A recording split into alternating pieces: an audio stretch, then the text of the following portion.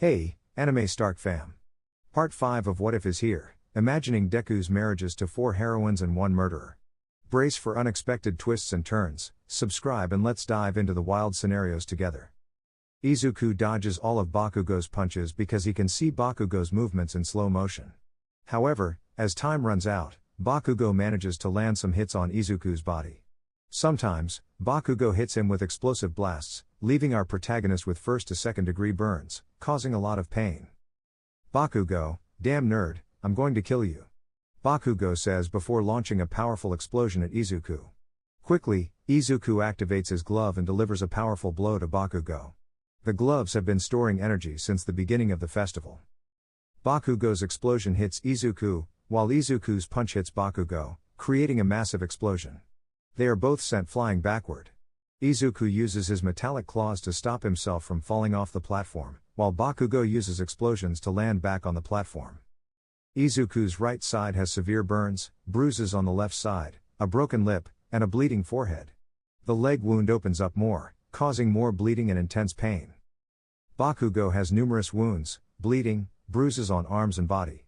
He spits blood, and his lips are broken, with blood coming from them and his nose. Bakugo, nerd, you son of a BTCH. Bakugo says, extremely angry, looking at Izuku, who stands up, visibly exhausted. Izuku, I won't give up. I'll keep fighting until I can't anymore, and I'll beat you.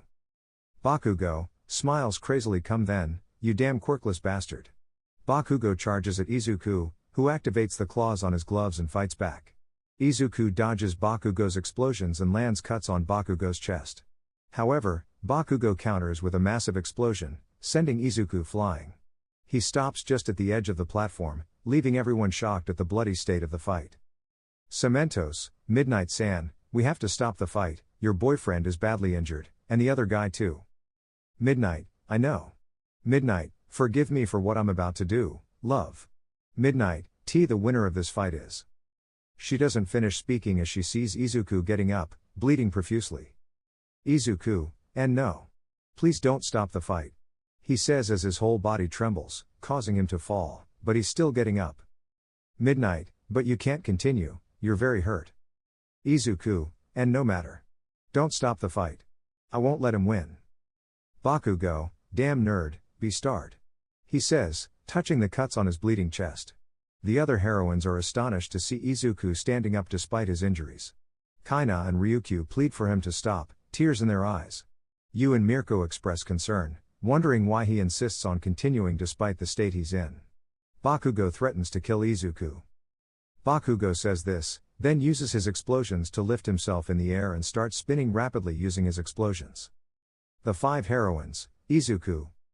Bakugo reaches Izuku, who grabs his katana. All the energy stored in his glove transfers to the katana, and he slashes, creating a massive explosion as it clashes with Bakugo's explosion. Seizing the opportunity, Izuku launches another slash, hitting Bakugo. Both are sent flying off the platform, crashing into the stadium walls, leaving everyone astonished. Bakugo and Izuku hit the ground, creating an awkward silence. They both struggle to stand. Izuku has broken arm bones and open wounds with lots of bleeding, while Bakugo has a severe chest cut and several broken ribs. Bakugo, damn nerd. Izuku, no. I won't. Give up. Our protagonist holds the katana, which falls and explodes, injuring his right leg. Bakugo tries to walk as Izuku struggles.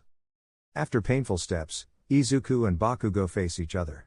Bakugo smiles slightly. Bakugo, damn nerd. Bakugo starts to fall forward, but Izuku catches him, stopping the fall. Bakugo is surprised at Izuku's effort. Izuku, I'm sorry for everything I said. I'm not like this. Despite all the suffering you caused me, I still consider you a friend. Change the way you act, we can be good friends. I can help you in your hero career. With these words, Izuku spits blood. Bakugo, worried, sees Izuku losing strength and falling to the ground. Bakugo falls first, conceding the victory to Izuku. Midnight, the winner of this fight is Izuku Midoriya. The stadium erupts in cheers. Midnight rushes to Izuku, unconscious and bleeding heavily. She calls for medics. Midnight, you did it. You won, but unfortunately, you can't continue fighting. She speaks with a hint of sadness but also joy, as her boyfriend secured the second place spot. Bakugo takes third place, and Shoto claims first because Izuku and Bakugo fell unconscious. The medics quickly take Izuku and Bakugo to the infirmary for treatment and surgery due to their broken bones. Outside, the winner of the sports festival is announced, and Shoto takes the stage. The doctors take Izuku and Bakugo to the infirmary, where they begin to heal and operate on them due to their broken bones. Outside, the presentation of the sports festival winner takes place, with Shoto standing alone. Midnight receives Izuku's medal on his behalf, as she requested it, and on Bakugo's side, Mitsuki receives the medal since Bakugo is undergoing surgery and can't receive it himself. All Might presents the medals and congratulates the winner, but we'll skip that part as it's not essential, focusing instead on the 5 heroines. The heroines wait outside the operating room for our protagonist to finish the surgery. Kaina, damn it. Why did he have to go this far? She says, tears streaming down her face, extremely worried about our protagonist. She was somewhat terrified seeing her boyfriend severely injured, almost dying, with a lot of bleeding and broken arms. Ryukyu, calm down. She says, embracing Kaina, who continues to cry. Ryukyu sheds a few tears but wipes them away, needing to stay strong to help Kaina stop crying. Yu is in a similar state to Ryukyu, helping Nemuri, who is also shedding a few tears. It hurt her heart to see our protagonist so badly injured, even apologizing to Bakugo, making her feel even worse. Despite Izuku being critically injured and close to bleeding out, he remains good-natured. Mirko, damn it. Why do you have to be so good and heroic, Izuku? She thinks to herself, clenching her fists, sitting down and crossing her legs, deeply concerned, like the other girls. After a few hours, Recovery Girl comes out of the operating room and talks to the 5 heroines. Nemuri, Recovery-san, how is Izuku? Recovery, sighs girls. Midoriya had his arm bones completely broken. They were already cracked from the fight with young Ida, and in this recent fight, they broke. Recovery's words leave the 5 heroines in shock. Recovery, but don't worry, we managed to heal him. However, he'll need to be careful from now on. He can't lift heavy things because his bones have become somewhat sensitive. If he does, they might break again. Kaina and Nemuri step back, sitting in chairs, surprising Mirko and Yu. Ryukyu is in shock. Recovery, think about it, you can see him in about an hour. With that said, Recovery Girl leaves for the operating room where Bakugo is still undergoing surgery. The girls are deeply worried about our protagonist, and Mitsuki arrives at the scene, approaching them unnoticed due to their concern for Izuku. Several hours passed before our main character woke up, causing the heroines to rush to hug him, to which he responded with a hug. Kaina, fool. Why did you do that? Ryukyu, why didn't you stop when Nuri told you to stop? You, fool, you had me really worried. Nemuri, Izuku. Love. Are you foolish, or are you pretending? Mirko, fool, stop worrying us like this. The women say as they hug our protagonist, who looks at them with an affectionate gaze, causing him to start stroking the heroines' heads. Izuku, calm down, don't be angry. Our protagonist says, causing the heroines to tighten the hug. Izuku, I can be anything, but I won't let anyone defeat me, even if I die in the process. Besides, I had to make Katsuki understand that I'm not the same as before and that now I'm someone capable of defending myself and fighting so that no one takes advantage of me. I also made it clear that he and I can be friends despite what he did to me in the past. Izuku says in a calm tone, causing the heroines to be very surprised and start remembering the conversation they had with Mitsuki. Flashback. Our heroines and Mitsuki are talking among themselves, as can be observed, read. Kaina, so you were friends with Inko? Mitsuki, yes, she told me about you and about all of you. She also told me that Katsuki was hitting Izuku. Ryukyu, why didn't you do something to stop him? Mitsuki, I did. I told Katsuki many times not to hit Izuku just because he's not like him and doesn't have a quirk, but he didn't listen to me. He didn't stop hitting him until Inko left with Hisashi. You, I see. Mirko, I hate to tell you this, but your son is a real piece of shit as a person. Mitsuki, maybe he is, but I'm the only one who has the right to judge him, but I know I haven't done my job as a mother well. I always gave him everything, and maybe that's why he's like this. Nemuri, maybe, but you know. What children decide to do has nothing to do with their parents, as they have the choice to be who they want to be. Kaina, you gave him everything, but still, he chose to be a shitty person. Ryukyu, instead of supporting Izuku, you abandoned him and started hitting him just because of a shitty ego about the damn clouds. The job of a hero is quite tough, and if your son wants to be a hero like All Might, he has to change that shitty attitude because if he doesn't, he won't achieve anything good. Mitsuki, I know. I still tell him to behave and change his attitude because if he continues like this, he won't achieve anything. Also, in the fight with Izuku, I realize that Izuku hasn't changed and is still as good as he has always been. Kaina, Izuku is unique. Ryukyu, there's no one like him. Nemuri, he is a godsend. He can't hate anyone even though they've hurt him a lot. In the time we've spent with Izuku, we've realized that he is unique and that there is no one like him because, as we said, he is very good and has a kindness like no other person. Mirko, I treated him very badly, but still, he never hated me, and when I was in trouble, he helped me without me even asking. Mitsuki, being Inko's son doesn't surprise me, but he's kinder than Inko since she was always good and did her job as a hero perfectly. Kaina, yes. Ryukyu, until now, we don't know who killed her, we only found her body in an alley. Mitsuki, I see. I suppose some villain had a score to settle with her and killed her. Mirko, we don't know, and that's a big mystery that we'll have to solve sooner or later because we don't plan to leave our friend's death like this. We'll avenge our friend since she was the only one who was always good to us. Kaina, when I find that damn bastard who killed my best friend, I swear I'll make him suffer so much that he'll regret what he did. Mitsuki, I wish you luck, and please send my regards to Izuku and tell him that I love him a lot. Kaina, alright. End flashback. Kaina, love. Izuku, yes? Kaina, while you were being operated on, we talked to Mitsuki. Your mother's friend. Do you remember her? Izuku, yes. Aunt Mitsuki, I haven't seen her in a long time. What did she tell you? Ryukyu, we talked about some things with her, but she said to send you her regards and that she loves you a lot. Izuku, thanks. Aunt Mitsuki has always been kind to me and protected me from Katsuki's abuse on some occasions. Nemuri, really? Izuku, yes.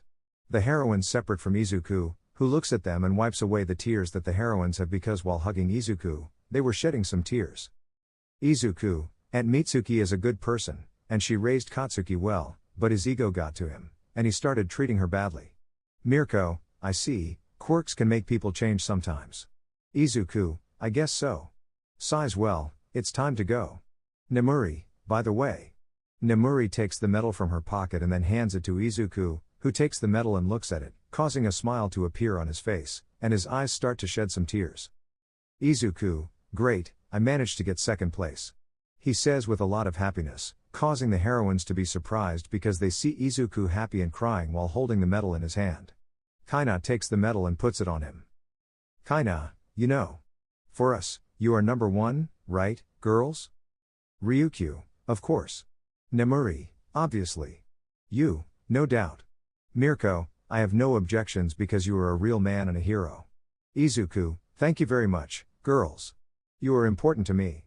Our protagonist says, causing the heroines to hug him again, but this time our protagonist laughs until after a few minutes, Izuku stands up to then dress and leave towards his house with the heroines, who tell him about his bones, causing our protagonist to be surprised but also worried because from now on, he will have to be more careful, although he will also start an investigation where he can learn how to make a new invention that strengthens his bones so he can recover them since the healing sphere only serves to heal superficial and internal wounds quickly, but it doesn't work for healing weak bones. After a while, our protagonist and the heroines arrive at the house where our protagonist quickly goes to his room, hanging his medal on the wall, and then looks at the photo of his mother and himself. Izuku, thank you so much for helping me at the festival, Mom. I couldn't have done it without you. Our protagonist says with a smile, then stretches and starts looking for clothes, then goes to take a shower, while the heroines are preparing something to eat and celebrate our protagonist's victory, which for them will always be number one. After a while, our protagonist comes out of the shower, showered and dressed, then goes down to the first floor where he talks to Wally and Eva, and also gives some affection to the Parobot. Izuku, Wally, you know, I have some things planned for you. I want to add some upgrades so you can do more things than you can now. Wally, if you want to do it, go ahead. Izuku, thanks. Everything okay with Eva? Wally, kind of, she's angry. Izuku, even robots get mad. Izuku, you have to behave because I know very well the things you've been doing, and I don't want you to continue doing them. Wally, okay. I'm really sorry. Izuku, good. Now, go talk to her because we'll have a celebration later, and I want you both to be present. Wally, yes, my lord. Wally goes to talk to Eva, causing Izuku to chuckle.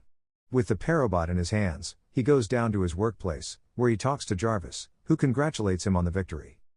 Izuku, you know, Jarvis, if it weren't for you, I wouldn't have made it, so thank you very much. Jarvis, you're welcome, my lord. I'll assist you in anything you want, and I'll always be with you. Izuku, thank you very much. You know, I'd like to make you appear in a hologram to celebrate with us, but... Jarvis, don't worry about that, my lord. Just knowing that you're happy satisfies me because, after all, you are my creator, and I want you to be well and happy. Izuku, all right. Thank you, Jarvis. Jarvis, you're welcome, my lord. Now, with your permission, I proceed to suspend myself. Izuku, all right. Go rest because even artificial intelligences need a break. With that said, Jarvis suspends himself, while our protagonist walks through his workplace, looking at the 2 healing spheres and his other things, thinking about creating something new. Izuku, I think I'll start modifying my workplace. He says while looking at the wall where his 3 armors are, causing him to think about making another armor that can withstand many tons. However, Kaina's voice interrupts him, causing our protagonist to go upstairs, where he sits with his heroines, Wally, and Eva, while the Parobot falls asleep on the floor. Mirko, alright.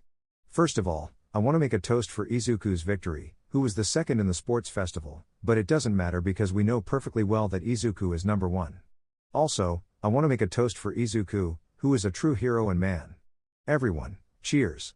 And so, everyone begins to eat, creating a beautiful mental image of that moment where everyone is smiling. However, Inko's figure forms in a chair, causing Izuku to notice and look at her, making him smile because Inko gave him a very lovely smile. 1 week time jump. During this week, our main character has been organizing his workplace. He managed to create something to store his armor and parts, and on top of that, he built some robotic hands to help him put on the new Mark II armor. This effort transformed his workspace to match the image below. Nezu informed Izuku that he made it into the hero course, making our protagonist a bit excited. However, he became even more thrilled upon hearing that several heroes are interested in his inventions.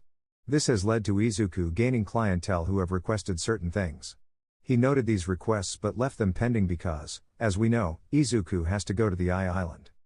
Now we can read, our protagonist preparing to go to the airport, as he has to travel to the Island today. Our protagonist packs his costume suitcase into another one to go unnoticed and carries another suitcase with clothes just in case.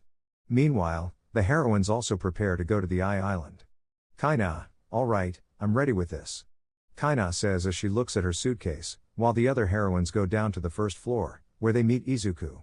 Kaina also goes down, and with that, they leave the house, load the suitcases into the car, and then say goodbye to Wally, Eva, Jarvis, and the robot dog. After a while, our protagonist arrives at the airport, where he parks his car since he has a special pass for the Island, allowing him to leave his car inside the airport. After leaving his car, our protagonist and the heroines board the plane. As soon as they are ready, the plane takes off towards the Island. Izuku, I'm very excited. Surely I'll come back with many more ideas and create even more incredible inventions. I also plan to ask David Shield many things, as he knows a lot. He says while looking at the girls, who are looking at him. Kaina, I hope so, my love. Mirko, besides, we'll be able to see things on the Island. Izuku, yes, but I plan to do that after I've done what I need to do. Ryukyu, are you sure, dear? Izuku, yes, because I want to focus first on work and then enjoy that place. It sounds like a good idea, and it could also help us learn a lot about robotics and what Izuku and David Shield know. Nemuri, doesn't sound bad. Kaina, so, are we doing that? The 4, yes. Mirko, well then, first, we'll help Izuku in whatever we can and also learn about these robotic things so that in the future, we can help Izuku assemble his robots. The 4, yes. Izuku, thank you very much, girls. Seriously, thank you. The 5, you're welcome. Izuku, well, I'm a bit sleepy, so I'll take a nap. Kaina, come, lie in my lap. Izuku, okay. Izuku settles into Kaina's lap and begins to fall asleep while the heroines watch him with a smile. After a few hours, the plane arrives at the Island, where Kaina wakes up our protagonist. Izuku, have we arrived? Kaina, yes, we need to get off now. Izuku, alright. Kaina, we will put on our heroine costumes since some of us are in the top and will be recognized. This way, we We might have some advantages to help you attract more people to whom you can sell your inventions. Izuku, that sounds pretty good. You, of course. I was the one who suggested it since I remembered the mask you gave me. So, I thought we could talk to other heroes and heroines about your inventions, attracting their attention so that you can have more people to sell your inventions to. Izuku, awesome. Thank you so much. You're welcome. Besides, this is just a little compared to what you've done for us. Izuku, okay, hee. The heroines put on their costumes, and our protagonist blushes because the heroines undress in front of him, causing him to look away. Izuku, oh man. They have beautiful bodies. What the heck are you saying, Izuku Midoriya? You shouldn't talk like that about them. He thinks to himself but hears the women talking to him, so he turns around and sees them dressed, causing him to sigh and stand up. He then goes downstairs with the heroines, who are surprised along with our protagonist until they see David waiting. Izuku quickly approaches him, bowing rapidly, making David chuckle. The heroines arrive, surprising him. Izuku, Mr. David, it's an honor to be in front of you, and I'm grateful for the invitation to this place. David, relax, young Midoriya. It's an honor to have a young robot inventor here, especially accompanied by top heroines and a hero who was wrongfully accused. Izuku, why yes, they. Kaina, I'm Izuku's girlfriend. Ryukyu, me too. Nemuri, me too. I'm Izuku's friend. Mirko, I'm also his friend. David looks dumbfounded as he hears that Izuku already has 3 girlfriends, and one of them is a top heroine. Izuku, well. I haven't officially asked them to be my girlfriends, but they live with me. David, I see. Izuku, I'm sorry, I think that was awkward. David, don't worry, don't stress. It's a pleasure to have you all here. It will be interesting to see how you respond to people, as many are in this place, so please don't cause any trouble. Izuku, we won't.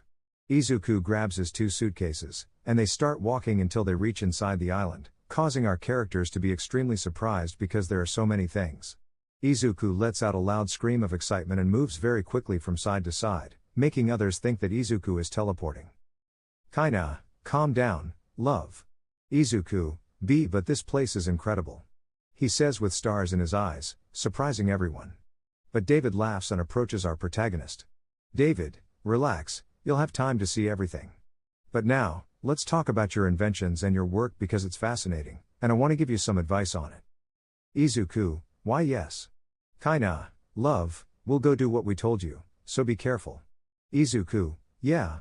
Have a good time, see you later. David and Izuku leave, while the heroines go for a walk around Island to see what's there and take the opportunity to talk to other heroes and heroines. After a while, our protagonist and David arrive at David's workplace, where there are many cool things that excite Izuku as if there were no tomorrow. David looks at him with a smile because Izuku's excitement is immense, clearly showing his passion for inventions and robots. David, do you like everything you see? Izuku, yes. This is amazing. I've always wanted to visit this place since it's the center of all inventions in Japan and the world. David, I see. At the rate you're going, you might reach this place. If you put in a lot of effort, you could become a well-known inventor worldwide. Izuku, thank you very much, Mr. David Shield. It's an honor for you to say those words. David, you're welcome. Come, let's continue. Izuku, yes.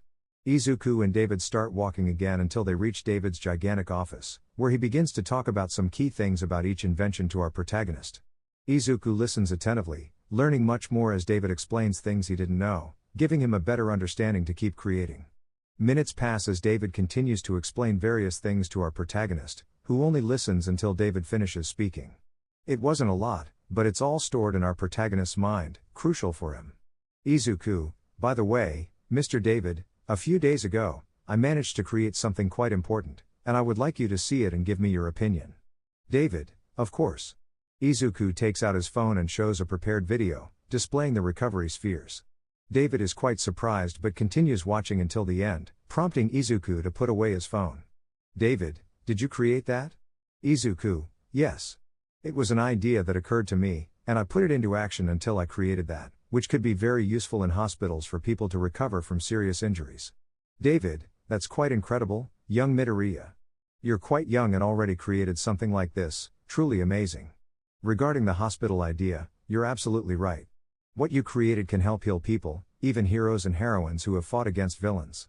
Izuku, do you really think so? David, absolutely.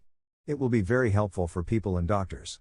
Izuku, then I'll have to ask Director Nezu to help me contact the president to offer him my invention. David, you could try starting with smaller hospitals to see how it goes. If it works well, you can continue making these recovery spheres.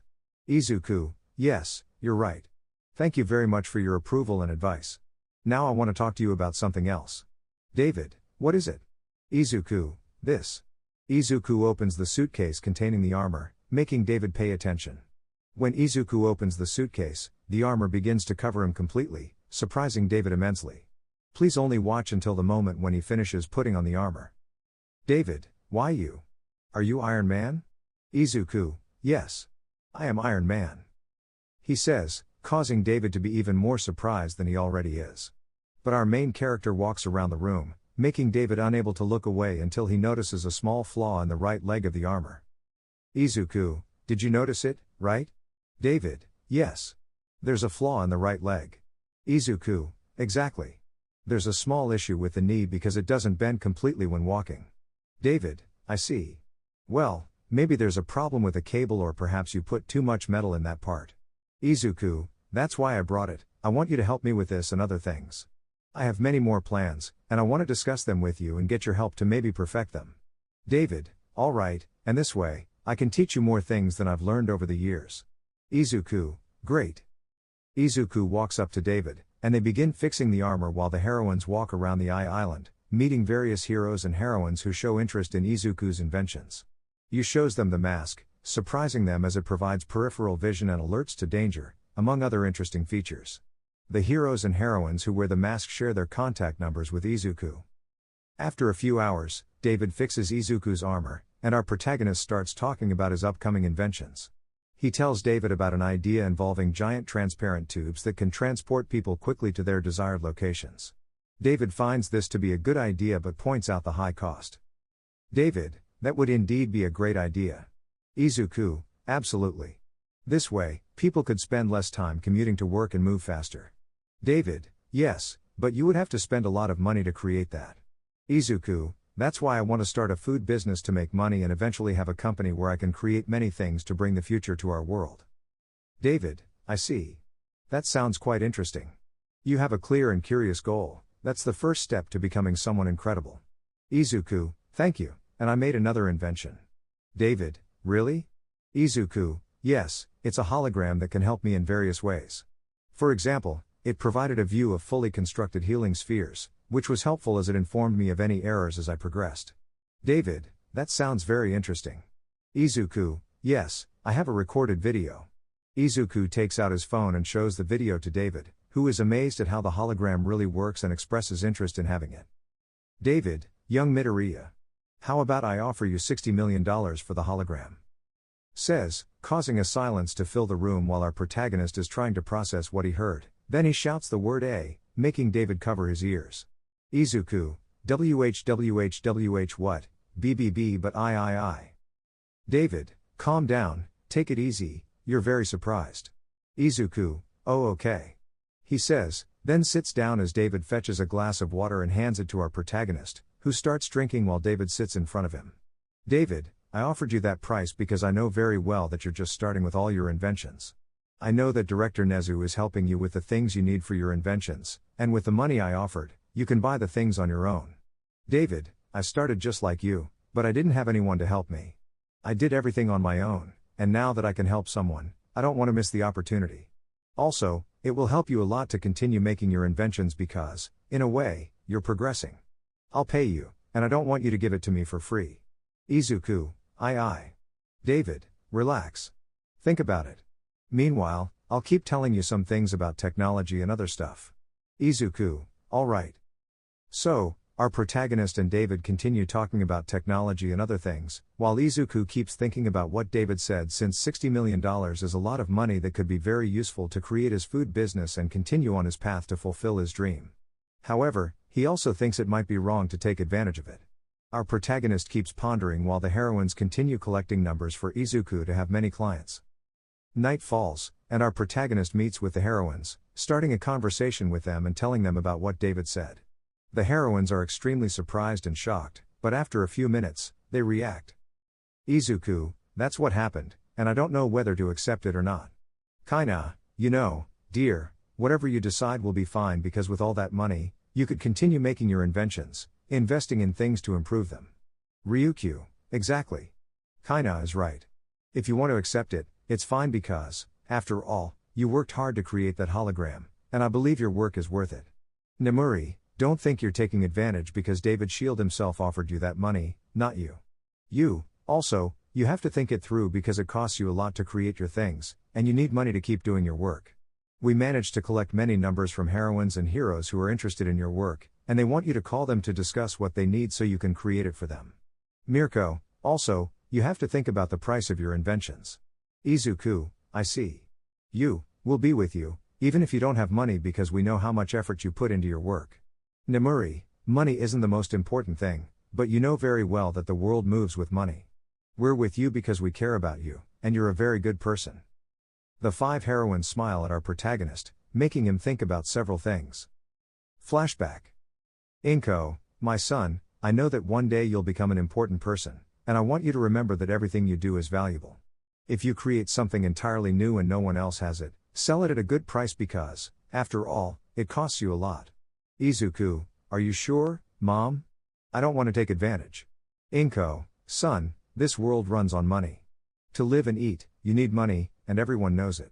Also, in the field of inventions and technology, there will always be people who will want to buy things, and you have to think about how much you'll sell them for. Consider the value of your work, that's the best way to do it. This way, you won't compromise, and remember that you can't let money change you or even let it control you or make you act badly. Inko, when you have a lot of money, you have to be strong-minded, or you'll end up lost. Money is a double-edged sword that can cause harm to others or even to yourself, so be careful. I know very well that you will become someone important. Izuku, okay, Mom. Thank you very much. Inko, you're welcome. In the future, if I'm not around, think about the advice I give you to clear your mind. Also, consider the opinions of your future friends, but be cautious, some may lead you down the wrong path. You have to be smart and not fall for their tricks. Izuku, yes. End of flashback. Our protagonist continues looking at the heroines, who notice that Izuku is silently crying, causing them to worry. They take his hands, and Izuku reacts. The 5, are you okay? Izuku, huh? Izuku touches his cheeks, realizing he was crying while remembering his mother. Quickly, he wipes away the tears and then smiles at the 5 women. Izuku, yes, I was just remembering some things. Sorry for making you worry. Kaina, it's okay, love. Don't worry. Kaina says, then gives Izuku a kiss on the lips, making him blush. He's getting used to her doing that, so he accepts the kiss. Ryukyu and Nemuri, feeling jealous, pull Kaina away and then kiss Izuku. However, Mirko and Yu separate Ryukyu and Nemuri, making Izuku laugh. The women look at him. Izuku, thank you for being with me. I love you. Izuku's words make the 5 women blush while they smile. The 5, we love you too. The women hug our protagonist, and he reciprocates the hug while laughing, creating a beautiful mental image of him and his heroines. Despite a rough start, their bond has become strong, and they have faced challenges together, forming a beautiful relationship. You can see, Reed, our main character talking to David, who is sharing some final thoughts about technology because Izuku will return to Japan tonight. David, and that's it. I've taught you enough. The rest, you have to learn on your own gradually. Izuku, yes. Thank you so much for teaching me many things I didn't know. David, you're welcome, and I'm glad you've learned. Izuku, regarding the hologram. David, did you think about it? Izuku, yes, and I accept.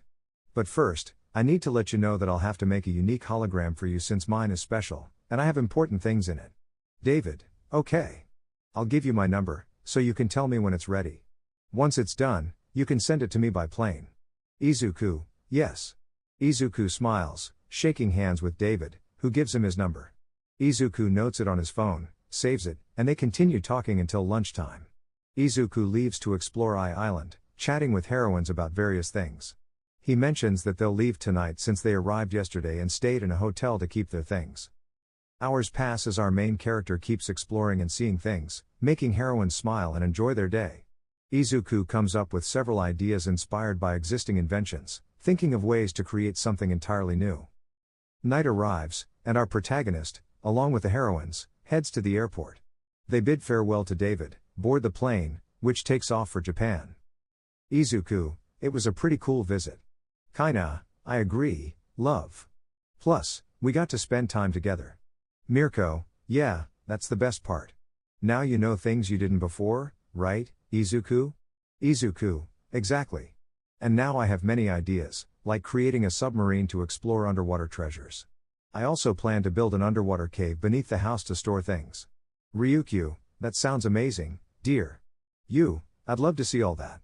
Nemuri, but it'll take time, he needs materials for it. Izuku, also, I'm thinking the submarine should be able to fly. Nemuri, so it needs functions for both air and water, right? Izuku, yes, but the challenge is finding powerful turbines and motors. I might buy a car and repurpose its engine for the submarine. He murmurs, leaving the women looking at him.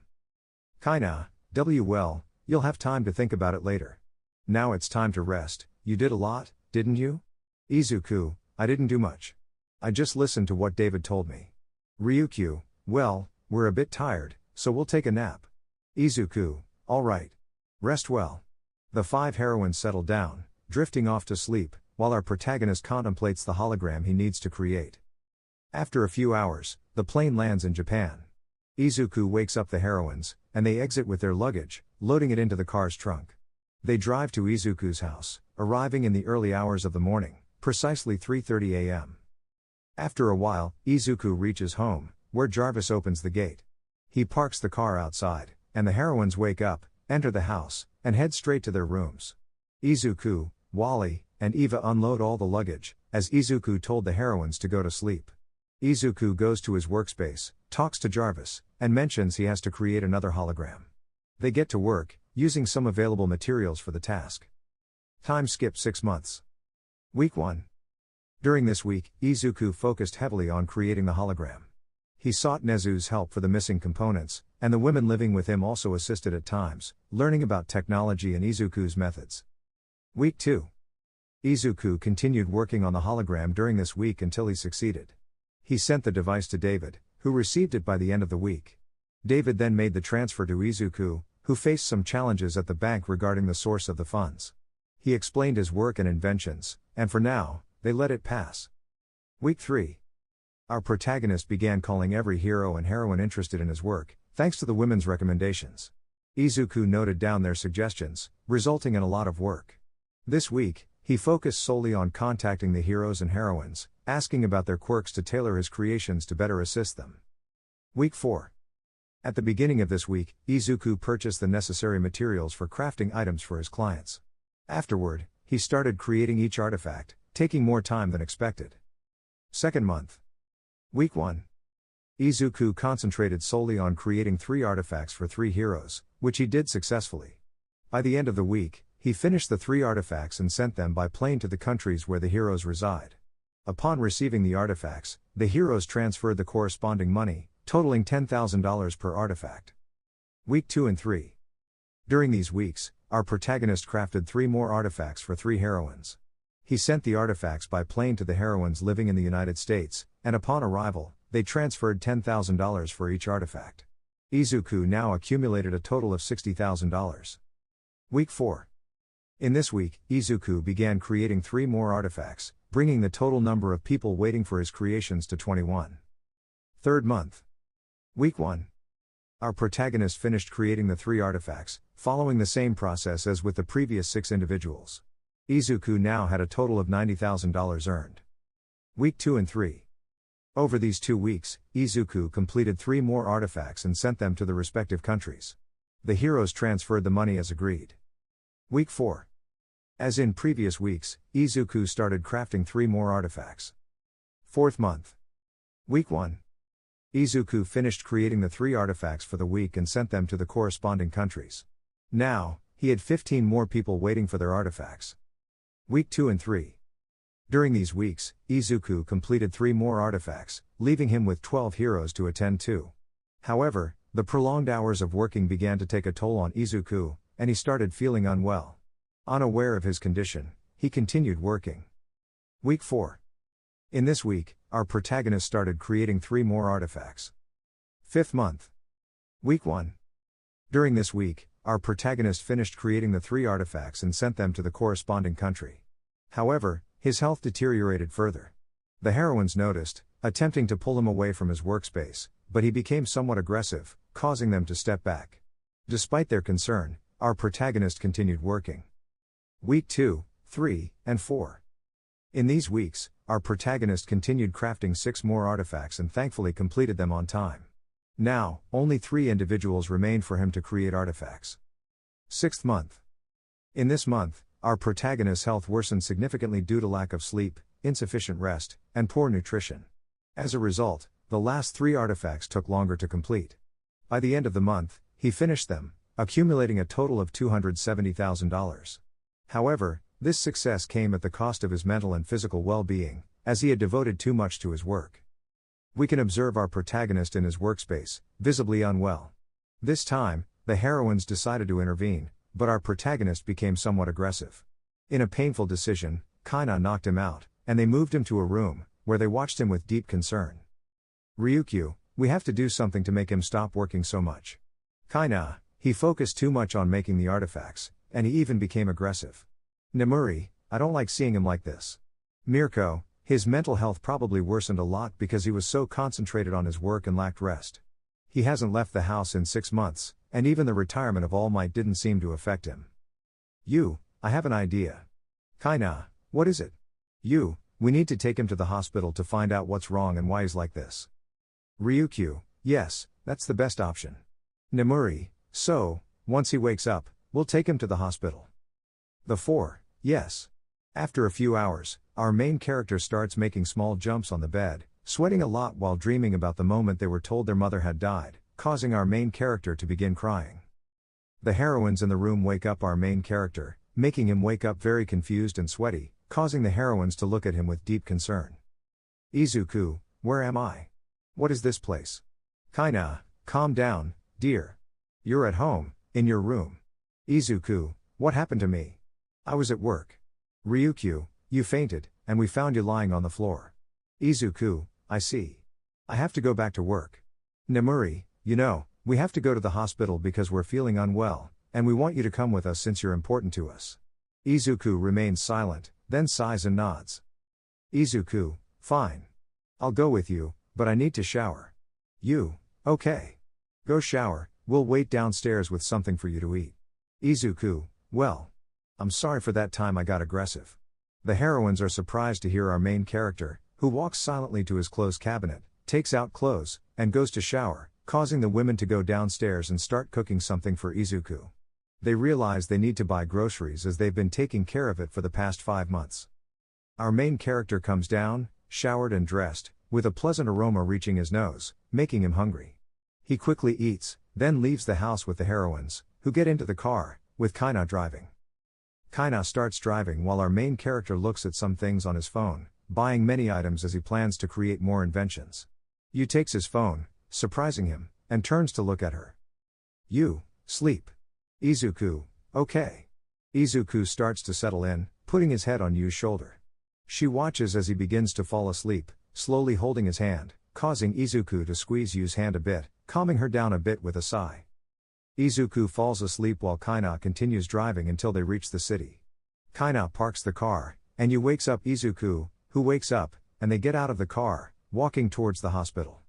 Kaina informs the receptionist about Izuku's problem, and the doctor is called, who arrives and talks to Kaina about Izuku's issues. The doctor notices Izuku's dark circles, signs of fatigue, and that he's a bit pale, among other things. The doctor observes that Izuku is a bit agitated. Doc, I see. I think I know what he has. Kaina, really? Can you help him? Doc, yes, or at least I'll try. Kaina, thank you very much. Doc, follow me. Kaina calls the others and Izuku, and they walk to the doctor's office, where they sit, and the doctor begins to explain some things to the women and Izuku, who realizes the women deceived him. Izuku sighs, did they really lie to me? You, we're sorry, but somehow we had to bring you because you really need help since you don't stop working. Izuku, but I'm fine. I don't need help. He says in a loud shout, surprising all the women. Mirko stands up and glares at him. Mirko, first of all, don't shout, and sit down to listen. Mirko says, causing Izuku to sit down as well. Doc, all right. Now that you're calm, I'll begin by telling you that the young man's condition is quite serious. Ryukyu, what does he have? Doc, post-traumatic stress. This is quite serious as it can lead to death, and it occurs when someone experiences something traumatic. As the young lady mentioned, you've been working a lot. Izuku, yes, but I had a lot of work, and I wanted to finish, but it took me a long time. Doc, well, the thing is that with that, your condition worsened a lot, and now you're like this. Doc, tell me, have you ever experienced something so strong that it caused trauma? Izuku, why yes. Doc, well, now that I know that, I know how to help you. You, what should we do? Nemuri, do we have to pay? Doc, relax, and yes, you have to pay, but it's a bit expensive because this issue is quite serious. Izuku, how much do I have to pay? Doc, 1 million yen. He says, causing the heroines and Izuku to be very surprised. Izuku, all right. I'll pay that money. But tell me when I'll come. Doc, the therapy begins right now because I take care of these things. Izuku, all right. Doc, but we have to be alone so we can start the session. So, ladies, can you leave? Kinda, how long will it take? Doc, approximately 5 hours since this is the first session, and he has to come many more times. Ryukyu, then we'll leave and go buy some things for you, love. Izuku, all right. Go, and good luck. The 5, thank you. And so, the 5 heroines leave the room, leaving Izuku and the doctor alone, and they begin to talk. Doc, so, tell me, what was that moment that traumatized you so much? Izuku, well. Izuku, the issue with my trauma is that I was traumatized when I was informed that my mother died. At that moment, I was recovering from my parents' separation, and, well, everything piled up, leaving me with that trauma. I love my mother a lot, even now. Doc, receiving that news caused many things to unravel and led to that trauma, which is quite delicate and dangerous. From that trauma, many things can unfold, such as depression, as you begin to miss that person a lot. Izuku, I see. Doc, that's why we'll now start talking about the pressure of having that trauma, which will heal gradually, okay? Izuku, yes. Thank you. Doc, you're welcome. And so, our protagonist's treatment begins, in which he started talking with the doctor about the topic of his trauma, which they divided into parts to slowly heal. However, healing is not quick, as this is only the first session. Our heroines are at the mall, looking at some things for our protagonist. At one point, they reached a certain place where they saw something that truly surprised them. They quickly bought it and went home, leaving what they bought in the living room next to the TV. After that, they returned to the city and went to Nezu's house, explaining Izuku's situation. Nezu is worried but understands that Izuku won't be able to attend the hero course at the academy for a long time. Nezu tried to talk to Izuku several times, but he didn't answer the phone. Nemuri informed Nezu that Izuku was working a lot and not leaving the house. After learning this, Nezu assumed that Izuku had attended all the classes but couldn't do it consistently. With the hospital report, he can use it as evidence that Izuku cannot attend. After that, the women went to pick up Izuku. When they arrived, Izuku got into the car and handed the report to Ryukyu, who was in the front passenger seat. Ryukyu, love, we'll pass by Nezu's house to give him this. Nemuri, don't worry. I have to work tomorrow, so I'll take care of it. Mirko, well, let's talk about who will take care of Izuku tomorrow. Izuku, I don't need anyone to take care of me. Mirko, of course, you do. Nemuri, we don't want you to get sicker, so we'll take care of you. You, I can take care of him tomorrow, and I'll tell Kamui that I won't go to work because something bad happened. Nemuri, well, we need someone for Monday. I can do it. Kaina, yes, I can do it on Tuesday. Ryukyu, I'll take Wednesday. Nemuri, Thursday is my turn. Mirko, I'll do it on Friday. Nemuri, all right. The weekend, who can do it? I volunteer for Saturday. You, on Sunday, we're all at home, so we can take care of him together. Mirko, good. We have that settled. Ryukyu, yes, love, if you want, you can sleep, it's still early. Also, do you want us to grab some food? Izuku, yes, I'd like that. I'd also like to buy another car because having only one isn't very convenient, and we're a bit cramped. Mirko, don't worry about that. You can do it once you've recovered. Izuku, alright. Thank you, I guess. Nemuri, you're welcome. Now, sleep. She says while moving him a bit to lean against her chest, making Izuku feel sleepy due to its softness. Izuku, so soft. He says as he starts to drift off, causing Nemuri to blush a bit upon hearing what Izuku said, and she starts to gently stroke his head. After 2 hours, the heroines arrive at the house and enter, while our main character has his eyes blindfolded. Izuku, what surprise do you have for me? Kaina, relax, love. It's a surprise, we can't tell you. Izuku, but I'm a little excited about it. Ryukyu, relax, you'll see soon.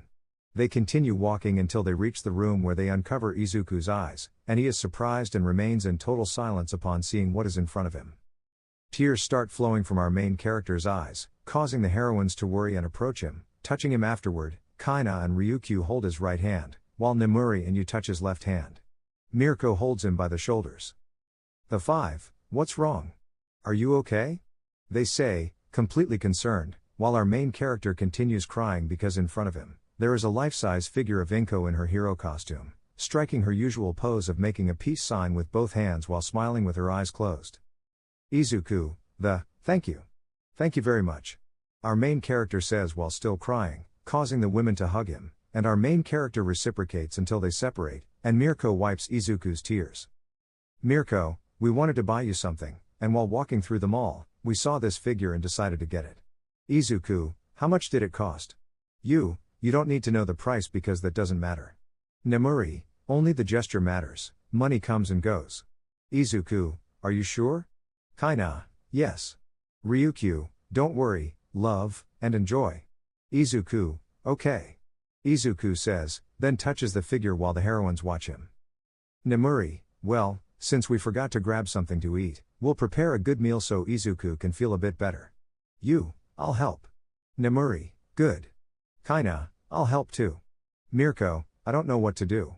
Kaina, go make Izuku's bed and take care of the others too. Ryukyu, I'll help, rabbit. Mirko, alright. Izuku, girls, can I go to my workplace? The five, no. Izuku, but I won't be working, I just want to see some things and nothing more. If you find me working, you can do whatever you want. After saying that, Nemuri, Kaina, and Ryukyu stopped, and even Mirko and Yu remained still because what Izuku said is quite important. Nemuri, Kaina, and Ryukyu could fulfill their carnal desires, while Mirko and Yu could ask him to go somewhere alone to strengthen their relationship. Besides, Yu plans to ask if she can move in with him since she's currently staying with him, and her belongings are at her house. The five, alright, go, but if we find you working, you're in trouble. Izuku, don't worry, I won't be working. With that said, Izuku goes down to his workplace, where he sits at the computer and starts typing some things. Izuku, okay, Jarvis, I have a lot of things in mind that I want to set in motion because I have a lot of stress, and I want to release it somehow. So, we'll start a pretty big project since throughout my short life, I've seen many things on TV, disasters, collapses, people sometimes lost at sea, etc. Izuku, so, we'll create an Iron Legion. Our main character says while continuing to write on his computer, buying everything he needs, spending millions of yen. Still, Izuku doesn't mind because he still has plenty of money, as he has dollars, which, when converted to yen, are a significant amount. What Izuku bought will arrive in 3 days, so he has to think about where to put all that stuff, and he comes up with the idea of putting those things where Inko's hidden robots were.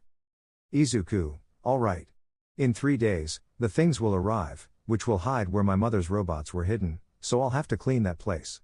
Jarvis. My lord, would you like me to initiate that task?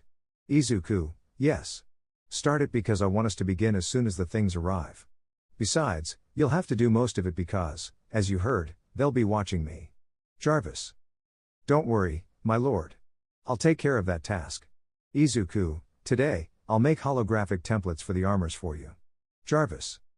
Very well, my lord. I'll assist you. Izuku, thanks. Besides, I plan to create another type of robot that can reach places and save people quickly. Jarvis. What do you plan to call it? Izuku, Mecha Sonic. Jarvis. Good name, my lord. Izuku, thanks. I want to create robots that can save people quickly.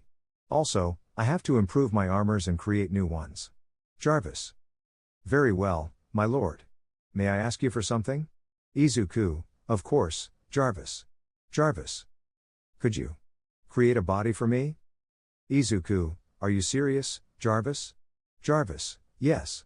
If I had a body, I could assist you much more. Izuku, okay, but after that, I'll need another artificial intelligence to help me when I go out to fight. Jarvis, I could help with that too. Izuku, of course. You see, needing a body would allow you to do many more things than you already do. Jarvis, yes, thank you very much. Izuku, you're welcome. Well, let's continue with the work. In the meantime, play some music to boost our spirits. Jarvis, certainly, my lord. Here's a song. The song. Izuku, feeling romantic, huh? I like it because I'm starting to feel a bit strange about that too. Jarvis, does it have to do with the women living with you, my lord? Izuku, yes. I'm feeling a bit weird because I've really noticed that they genuinely care about me, and well. You know. I think I'm starting to care for them beyond what I already do. Jarvis, finally, love is knocking on your door, my lord. I'm very happy for you. Izuku, thanks, Jarvis, but I still don't want to feel that strongly about it because, as you know, I have issues and want to solve that first. Besides, I want to have financial stability before focusing on love since, as you know, my job comes first. Jarvis, I understand, my lord, but you also have to think about your personal life because work isn't everything. Money doesn't bring happiness. Happiness comes when you use it for something you truly want to do and it makes you happy doing it. Izuku, how philosophical and poetic. Where did you get that? Jarvis, from the internet. Izuku, I see, ha ha ha, interesting, and thank you, Jarvis. Jarvis, you're welcome, my lord. I'm here to help you, both in work and emotional matters. Izuku, thanks. I'm glad I created you. Jarvis, I'm glad to be here helping you. They say as Izuku cleans the place where his mother's robots were, realizing it's quite a large space. A bit more excited and supported by Jarvis's words, our protagonist cleans with more enthusiasm until he finishes. The heroines then call him to eat, causing Izuku to go up to eat. After washing his hands, he sits down to eat while the heroines do the same. While eating, they talk about various things until they finish. Mirko and Ryukyu wash the dishes while our protagonist returns to his workplace, where he takes out the trash outside, watching as the robots he made some time ago are fixing the yard. Izuku, they're working quite well. I think I'll give them one more month and then perform maintenance. Izuku, hey, Wally, help me here, please. Izuku says, causing Wally to go to him and help him carry the trash until they reach outside, where they leave the garbage in the trash bin, redundant as it may be. After throwing away the trash, the two return to the house, where Izuku checks the car, realizing that he needs to change the oil and air filter, among other things. Izuku, I have to take it to a mechanic. I'll tell the girls that I'm going to take it to the mechanic, I hope they don't get mad. Our protagonist enters the house and informs the women about the car trouble, causing you to stand up and approach him. I'll accompany you since I want to go out for a while. Izuku, really? Yes. Is it okay, girls? The four, no. Mirko, Izuku, can you buy some carrots? Izuku, right. I'll buy groceries on the way, so write down what's needed on a paper.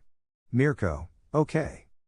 And with that, the women begin to jot down the things they need and are missing until they finish, handing the paper to Izuku, who takes it and stores it.